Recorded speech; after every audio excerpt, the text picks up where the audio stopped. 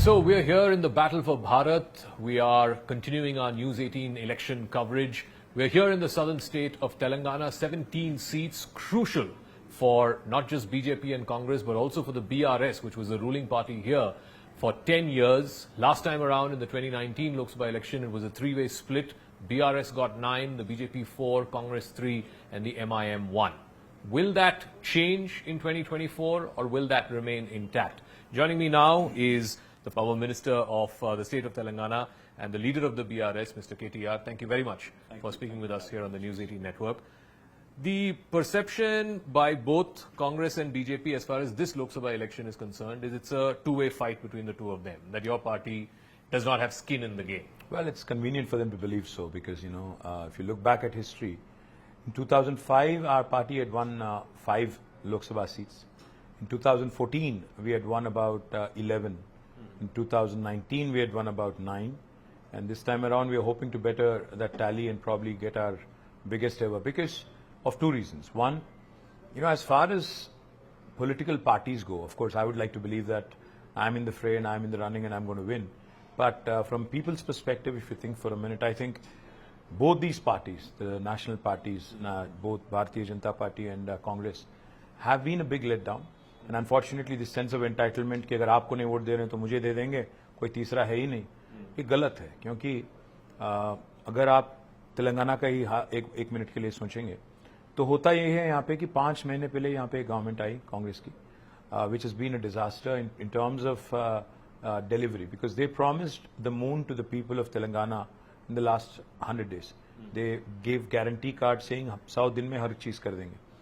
पर when your expectations basically are aligned incorrectly and when there is a big letdown, people's anger and resentment will follow. Likewise with BJP, no matter what they would like to believe, the last 10 years, all that the BJP gave to Telangana is zero, zilch. So there is not a single issue that the BJP can mention towards, seeking a vote for them.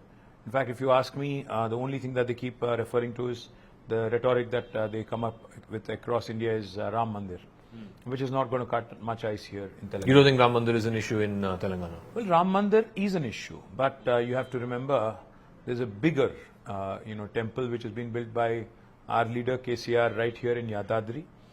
And you have to also remember one thing, the issue of Mandir and, other important issues such as, inflation, such as unemployment that BJP, of course, does not want to talk about, are on the top of the minds of people. Especially when it comes to Telangana, the BJP made numerous promises as part of the AP Reorganization Act. While Mandir may be an issue for them, Mandir may be the only issue for them, for people, I think they have more issues. But they're also making an issue about this whole business about quotas, Muslim quotas, and specifically in reference to Telangana, Karnataka, where there is this 4% Muslim quota. Right from the Prime Minister downwards, they're saying if Congress comes to power, India Alliance comes to power, they will take away that 4%. They'll take away more from SC, ST, OBC and give it to Muslims. Isn't that a very desperate ploy? The point is, if after 10 years of being in government, the Prime Minister has nothing to fall back on other than, saying vote jihad and talk about one community and how they have more children, allegedly, and how this reservation is become an issue. It basically shows that they're intellectually bankrupt and politically bankrupt. And they're bereft of any achievements and therefore they have to fall back on primordial emotions of people or rather provoking and invoking the primordial emotions. My simple point is, Zaka, that end of the day in Telangana or in a lot of other states as well, what will hurt the BJP is this perception that they have been a non-performing government as far as their state is concerned. Not a single educational institution has been sanctioned to Telangana, neither a Navodaya school, nor a medical college, nor a nursing college, not even a single, Indian Institute of Management or an Indian Institute of Foreign Trade, despite our numerous appeals. So Telangana can see through their game plan, and I'm pretty confident that this time around they'll lose the 4 seats they had. I'll come to this whole budget allocation and because the centre claims something else. But before that, specifically in the context of Telangana, Andhra, Karnataka, because the PM keeps repeating this, and today I believe the Andhra Chief Minister has also said that if he's brought back to power, that 4% quota will remain intact. No one can take away that 4% quota. I believe the Telangana Chief Minister has said that as well a few days ago. You were also in power for 10 years. Was this not an issue that, why are you giving quotas on the basis of religion? Because it is anti-constitutional. The Prime Minister needs to learn a few basic things. Unfortunate that he's the Prime Minister and he doesn't know what he's talking about. These reservations are based on socio-economic conditions. They are not based on religion. So the man needs to learn basics before he starts stoking fears and before he starts stoking primordial emotions.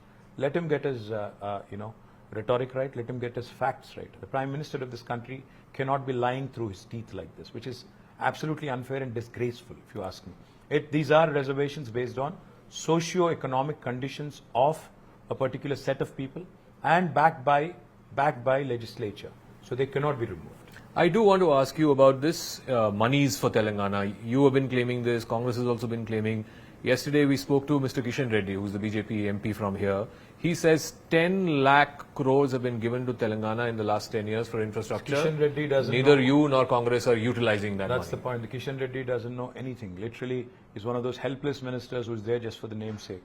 This man tweets saying that Global Center for Tradition Medicine has been sanctioned to Hyderabad. He's tweeted, and you can go and look back at his timeline. The very next day, it shifts to Gujarat. Now, this is the halat of a central minister, cabinet minister here. He doesn't know anything.